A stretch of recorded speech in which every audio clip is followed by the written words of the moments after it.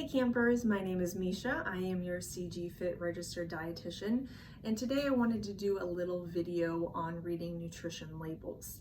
Reading the labels can be a little bit overwhelming and confusing at times, so I wanted to go through an example label and walk you step by step. Reading the labels is a wonderful way to really see what's in a product or a beverage and how that fits into a meal plan.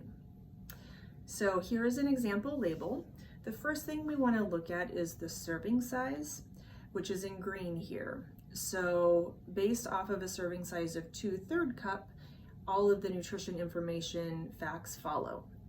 If you ate the entire package of whatever this food is, you would multiply all the numbers by 8, since we see at the top there are 8 servings per container.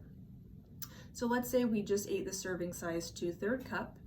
In that amount, there are 230 calories. And then in this blue section, this is where our macronutrients and some of the other nutrients are listed. The first nutrient is total fat. And in this product, there's 8 grams of total fat. We see that it's also listed for the saturated and trans fat. Saturated and trans fat are some of the most least heart healthy fats. So we want to keep saturated fat less than about 20 grams a day and trans fat as close to 0 as possible. We do know that there are 2 other types of fats we find in our diet, which are monounsaturated and polyunsaturated fat. The regulations don't require them to be on the nutrition labels, but you can do some simple math to figure out how much of those heart healthy fats are in your product. If we see, again, total fat is 8 grams, saturated fat is 1, trans fat is 0, we can assume that 7 grams of fat is from the mono and the polyunsaturated. The next nutrient is cholesterol, and it's not the cholesterol in our food that raises our blood cholesterol. It's more the saturated fat in our food that raises blood cholesterol. So I actually don't spend a lot of time talking about the cholesterol on the label with my clients. Instead, I focus more on limiting the saturated and the trans fat and increasing the poly and the monounsaturated fats if they do have problems with cholesterol or triglycerides. The next nutrient is sodium. So for a regular healthy adult, less than 2,300 milligrams of sodium a day is recommended. If you do have high blood pressure or cardiovascular problems, the recommendation is less than 1,500 milligrams of sodium per day. Then we have total carbohydrates.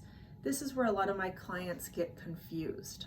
So total sugars and dietary fiber, those numbers are already added into that total carbohydrate amount. We don't have to count sugar separate from the total carbohydrates. As of about a year ago, the nutrition label started adding added sugars because we know that all sugars aren't created equally.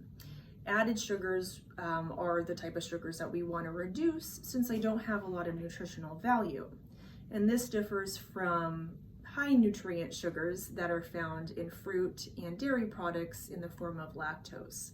So we want to limit the added sugars, but if a product has, say, 12 grams of total sugars and 0 grams of added sugar, that would be a better choice.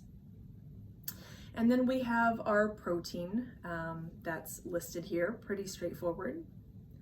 The gray area on the bottom are some of the micronutrients that are of the most public health concern.